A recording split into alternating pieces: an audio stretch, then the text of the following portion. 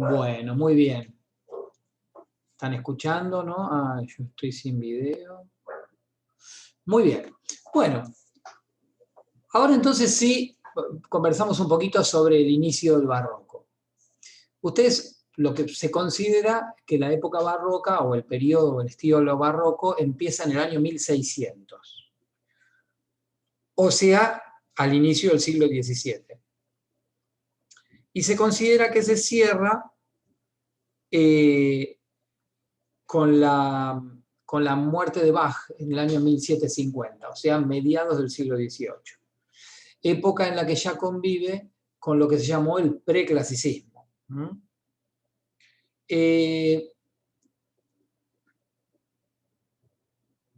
Lo primero que pasa en el barroco y que se considera como el quiebre, es decir, el origen del estilo barroco, es justamente la aparición de la ópera, que como les acabo de comentar, no deja de ser, por un lado, musicalmente una derivación del madrigal, en la cual las voces intermedias se transforman en los acordes instrumentales, la voz inferior en el bajo, que va a liderar el bajo continuo, y la voz superior en la melodía principal, ¿sí? Por lo tanto, va a ser el canto a solo. A partir de ahí va a haber como una tendencia muy importante a priorizar el canto solista. Un poco porque en la ópera es muy importante la comprensión del texto, porque se imaginan que el guión de la ópera, digamos, lo que sería el argumento, justamente se sigue a través de las palabras. O sea que las palabras tenían que entenderse sí o sí. Y además se suma un elemento que en el madrigal generalmente no existía, salvo en algunas cosas muy excepcionales, que es la actuación escénica, es decir, es teatro y música. ¿Cómo nace la ópera? O sea, ¿de dónde sale la idea? En realidad, ustedes saben, acá aparece cómo está la mezcla de los conceptos y de los estilos, ¿no es cierto? Recuerden ustedes que por qué el Renacimiento se llamaba Renacimiento. ¿Por qué? Porque había sido la época en la que, después de esa época tan religiosa, medieval, aparece todo este humanismo que se manifiesta, entre otras cosas, por un resurgimiento de la cultura grecorromana. ¿Se acuerdan que el Renacimiento, de alguna manera, es como el renacer de las artes clásicas? Y las artes clásicas eran las artes básicamente del siglo V a.C. en Grecia, ¿sí? Entre esas artes clásicas estaba la tragedia griega. Y la tragedia griega era vista por los músicos de finales del barroco, que va a ser de finales del Renacimiento y comienzo del barroco, estaba visto como una obra de arte integral y perfecta. Había un grupo de intelectuales que se reunían en Florencia, que se llamaban la Camerata Florentina. Ahí había un poeta que se llamaba Rinuccini, había un músico que se llamaba Jacopo Peri, estaba el padre de Galilei, de Galileo Galilei, que era Vincenzo Galilei. Era un cenáculo donde había artistas de varios rubros. Y estos artistas conciben la idea de hacer renacer la tragedia griega. Ahora, ¿qué pasa? La tragedia griega, obviamente se imaginan, no había grabadores en la época. La tragedia griega no se conservaba.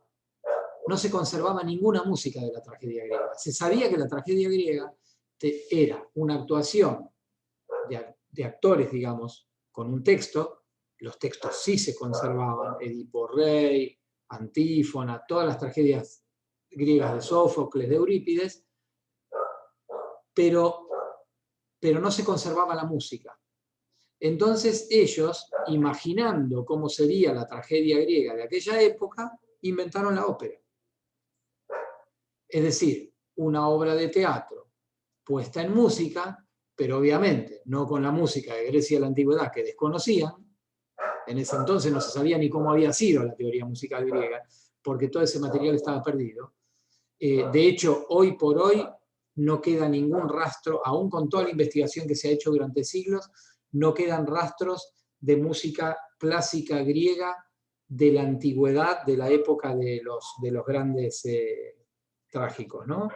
Queda un himno que lo sacaron de una tumba, que tiene en la tumba, tiene escrito los signos musicales, hay un himno ahí, un epitafio de 6 kilos, pero que es muy posterior, tampoco es de esa época, es de la época del siglo I, creo que antes de Cristo, después de Cristo, pero no es de la época del siglo V antes de Cristo. Así que en realidad la música de la tragedia griega no la conocía. Así que la inventan. ¿Cómo la inventan? Como les había dicho antes, tomando un poco la idea de esos madrigales renacentistas, destacando una línea principal y desarrollando lo otro en un bajo continuo. El primer compositor de ópera se llama Jacopo Peri. Jacobo Peri, ¿sí? Y supuestamente se habla de que el origen es el 1600 porque es la primera ópera que se conserva, creo que si no es exactamente del año 1600, es del año 1601 o 2. En realidad la primera ópera que se compuso fue el Orfeo de Peri, si mal lo recuerdo, pero se perdió, no existe más. Y la segunda, que sí se conservó, es Eurídice, que Eurídice justamente era la novia de Orfeo. No sé si conocen el mito de Orfeo. Orfeo es, por supuesto que es un mito de la antigua Grecia, porque además estas óperas, como trataban de rescatar en la tragedia griega, tomaban los temas, eran los de las tragedias griegas, los mitos griegos. Entonces Orfeo muere la novia y él tiene que descender a los infiernos para ir a rescatarla, con el poder de la música, porque él toca la lira, y con el poder de la música la puede rescatar. Pero tiene que lograr rescatarla, y cuando le permiten llevársela de los infiernos, volverla a traer a la vida, la consigna que le dan es que él no puede mirar hacia atrás para ver a su novia. Y él no resiste la tentación y se da vuelta y la mira, y cuando la mira, muere. Ese es el mito de Orfeo. Y la segunda ópera, que es Eurídice, también trata del mismo mito, ¿no? Entonces vamos a escuchar ahora un aria que se llama Ioc d'altri sospir, de la ópera Eurídice de Jacopo Peri. Presten atención cómo van a escuchar la soprano cantando la línea principal, y van a escuchar instrumentos que acompañan laúd y clave, que acompañan con lo que se llamó la práctica del bajo continuo. El bajo continuo era un bajo tocado por un instrumento grave, que podía ser un laúd, una tiorba, los bajos de un clave o de un órgano, un fagot, un instrumento grave, y por otro lado, el mismo instrumentista u otro instrumentista podía desarrollar las voces intermedias improvisando los acordes. Se escribía con cifras. Las cifras determinaban los intervalos. Entonces, por ejemplo, decía una G, sol, ¿sí?, en cifrado alfabético, y supónganse que decía G en 4/6. Eso quiere decir en cuarta y sexta. Quiere decir que el intervalo, el acorde de sol, en cuarta y sexta, quería decir, por ejemplo, que estaba la quinta en el bajo y la tónica y la tercera las desarrollaban por arriba. Entonces, desde el bajo se producía una cuarta y una sexta, por eso el 4 y la 6. Bueno, lo que hay que saber de esto, simplemente para no confundirlos más, es que el organista o laudista o quien fuera veía el cifrado como hoy ve un músico de jazz cuando lee G7, y desarrollaba improvisando los acordes en función de esa cifra que veía. Había un bajo escrito nota por nota, porque esa melodía era como el contrapeso de la melodía superior de la voz de soprano, y en el medio se desarrollaban las voces de manera improvisada. Vamos a escuchar entonces Io che d'altre sospir, de aria de la primera ópera que se conserva de Jacopo Peri.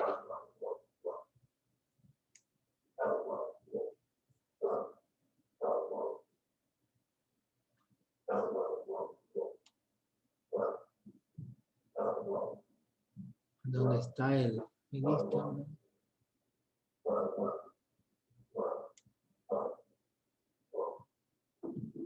No, esperen un poquito que no me está apareciendo entre las opciones. A ver. Vamos de nuevo. Voy a abrir acá. Ahí está. Y ahora sí compartimos. Y acá está. Ahí va.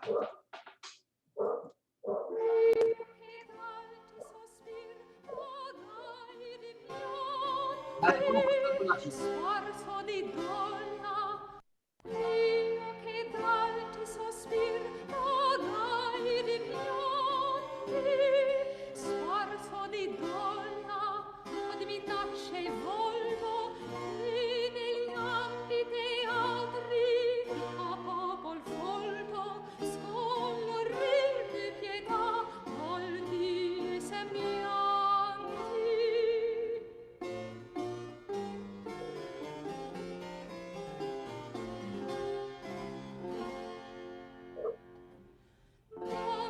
Sparso di innocenti veri, non ci li assenti che terranno in samo, spettacolo infelice al guardo umano, hanno su veste lagrimose scene.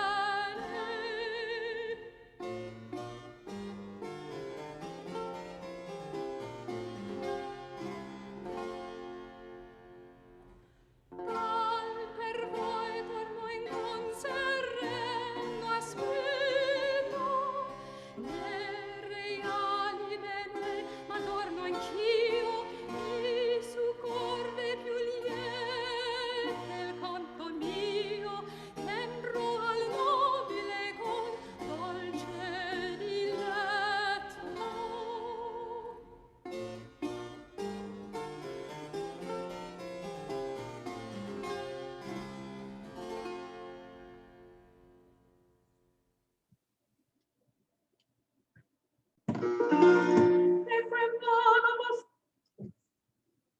Bueno, vieron que ahí hay, entonces, es una canción, ¿no es cierto? Una canción que tiene claramente 3 estrofas, de varios versos cada una, y entre las estrofas está ese interludio instrumental que comparten un laúd y un clave, ¿cierto?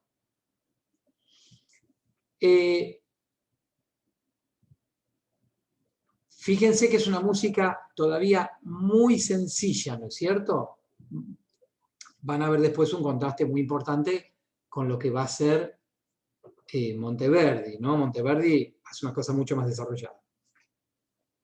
Ahora, fíjense que ya desde el comienzo de la ópera, ahora vamos a seguir escuchando y van a escuchar una segunda parte y van a ver qué diferente que es. Porque desde el comienzo de la ópera toma la estructura teatral de cualquier obra de teatro, es decir, va a tener actos, va a tener escenas, cuadros, que ahora después vamos a sintetizar un poco de qué se trata todo eso, pero desde lo puramente musical, en la ópera hay como 2 actitudes, 2 momentos siempre muy marcados diferentes. Uno es el aria y la otra es el recitativo. Uno es muy importante desde el punto de vista musical, el otro es muy importante desde el punto de vista teatral.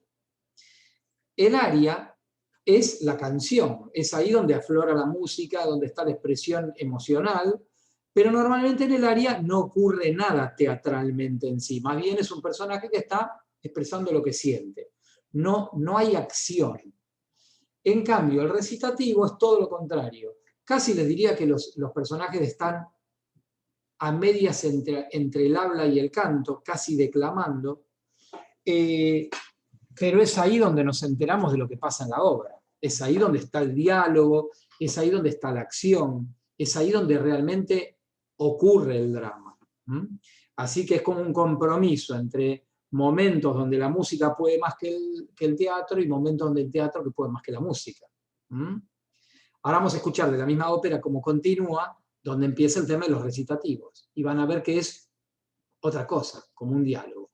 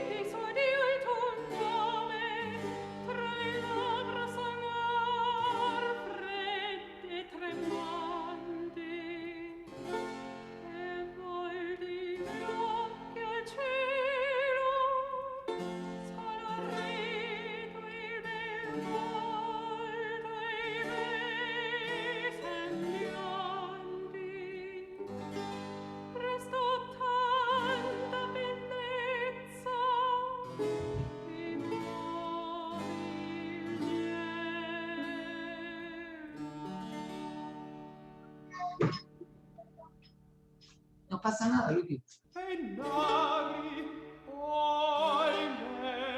Che sento misera ninfa e più misero amante, spettacol di miseria e di tormento.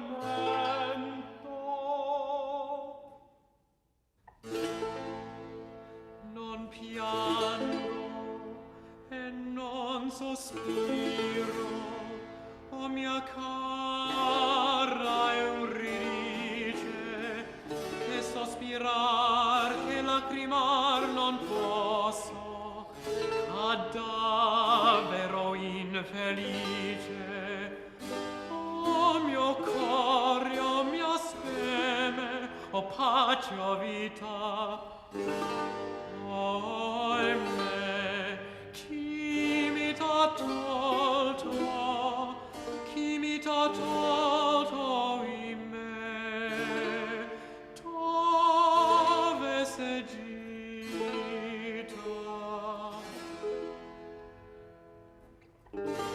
Tosto vedrai ch'invano non chiamasti morrendo il tuo consorte. Non son lontano, io vengo, cara vita, cara morte.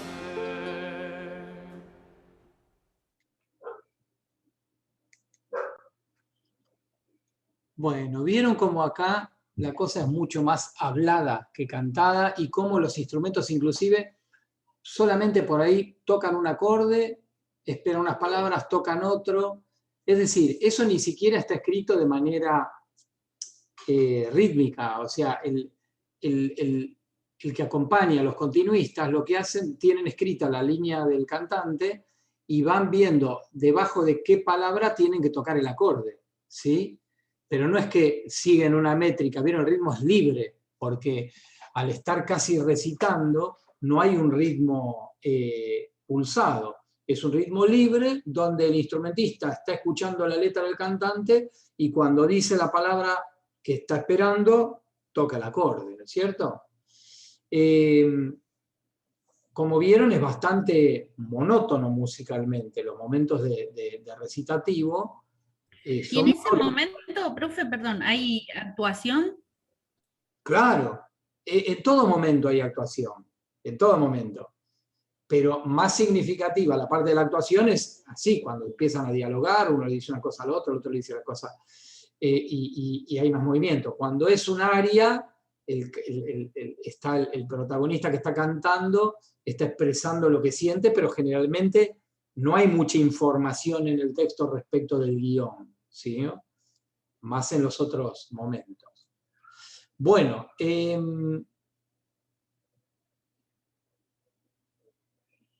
después yo después les subo estas cosas, ¿no? Por supuesto. Y les voy a subir un link donde van a tener, ahora por ahí vemos un momento, para que vean la diferencia entre lo que es la primera ópera florentina, la de Jacopo Peri, que lo que acaban de escuchar. Esto que acaban de escuchar es la ópera más antigua que existe, ¿sí? Eurídice, la más antigua que existe, 1600. La más antigua de todas, Orfeo, creo que era del 97 o del 98, 1597 98, se perdió, no está. O sea, la que existe más antigua es esta. Monteverdi compone un poco después el Orfeo, pero no el de Monteverdi, y vamos a ver ahora por Jordi Savall, que es un gran especialista en esta música, un fragmento, pero con la puesta en escena. Después yo les voy a subir para que ustedes lo vean tranquilos, pero quiero que hoy se vayan con un poco la idea de lo que es esta ópera, del origen del barroco. A ver.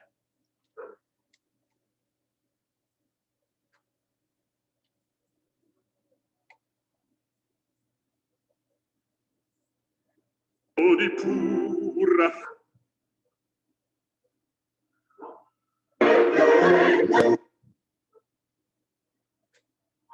Consulta de un vistazo el estado de tus proyectos en tiempo real.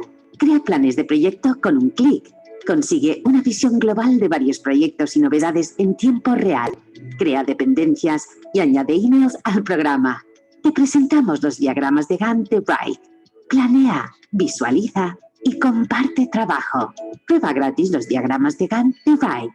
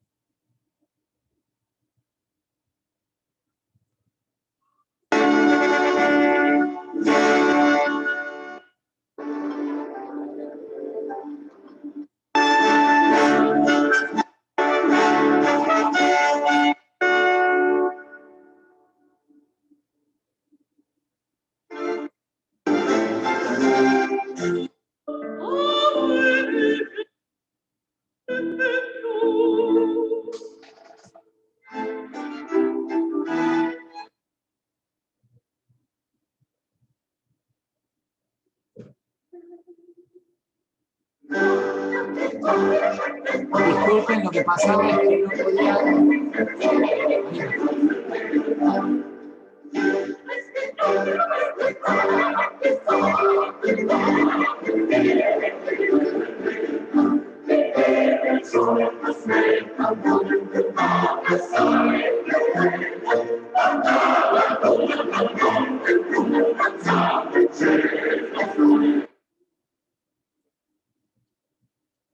Bueno, a ver.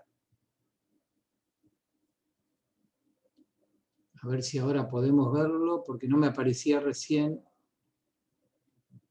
Acá está.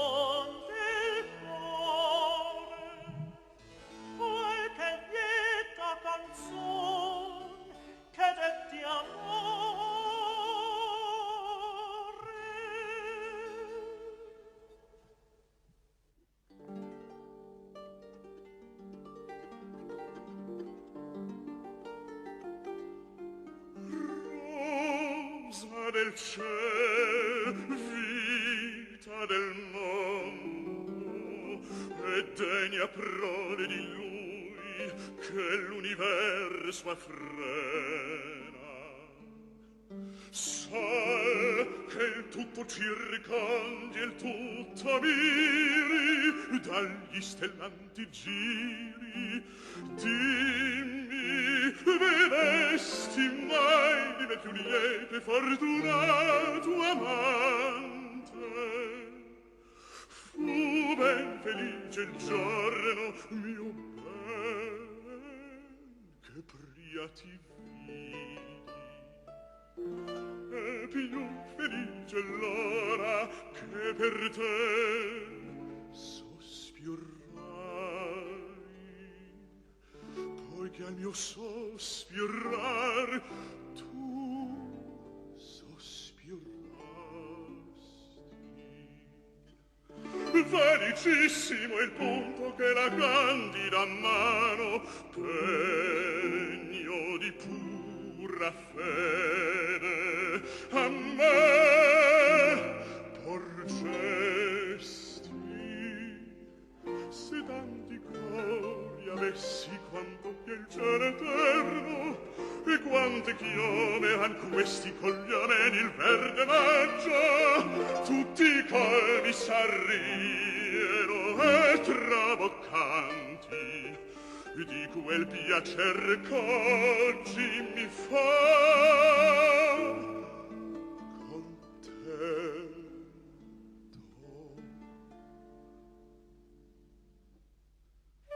Non dirò qual sia Dal cielo del cielo angel tuo dime più lieto e fortunato amore.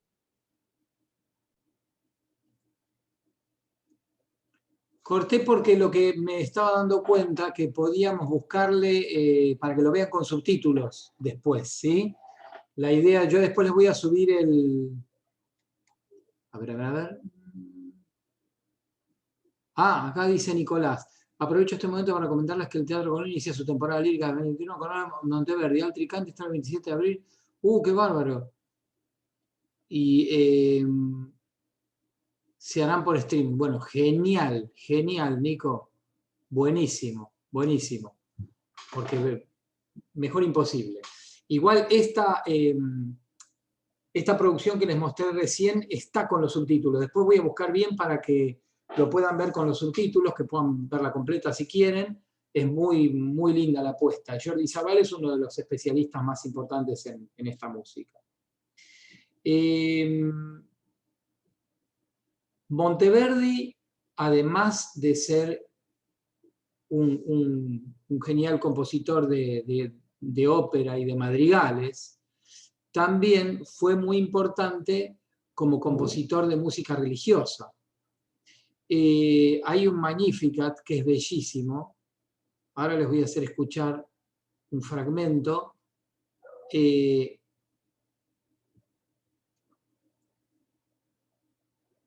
Y el arioso, ahora esperen que les cuento, voy a agregarlo para que lo podamos escuchar ahora.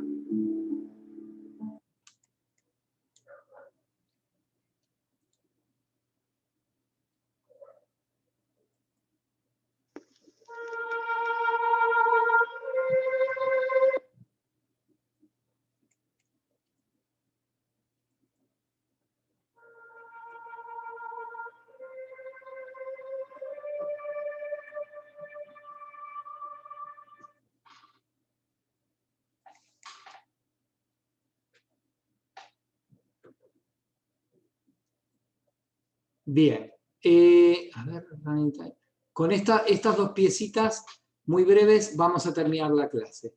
Monteverdi, el Magnificat, la introducción y el arioso. El arioso es una especie de intermedio entre lo que es un aria y un recitativo. Van a ver en la segunda de estas piezas, acompañada por órgano, que es una belleza absoluta, cómo el cantante prácticamente mantiene siempre una misma nota, y en cambio el órgano con el violonchelo, que son los que tocan el bajo continuo, generan una melodía que junto con esa nota que va repitiendo el cantante, explota.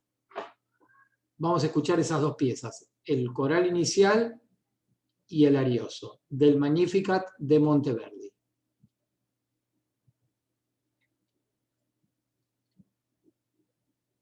A ver dónde lo tenemos. Otra vez tenemos que hacer así.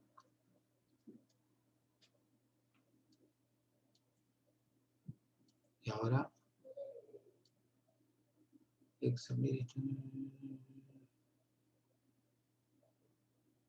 No sé por qué no me figura acá.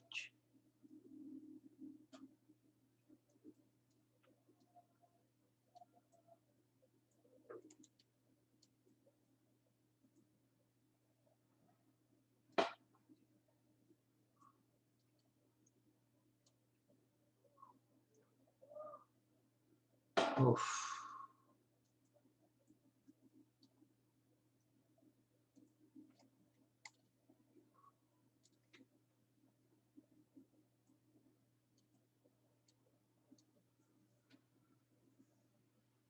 No sé qué está pasando. Ah, acá está, ahora sí, ahí va.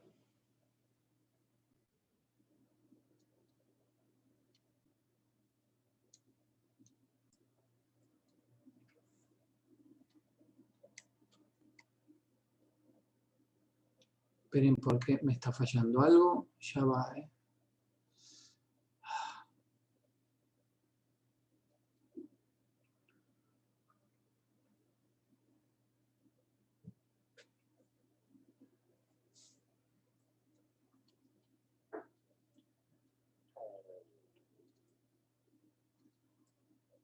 Si sigo perdiendo el tiempo.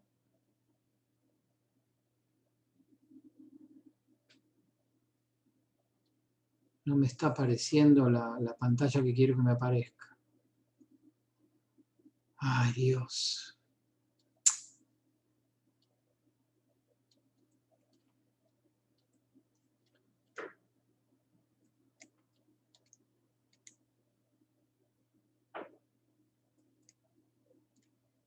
Ahí está. Ahora sí.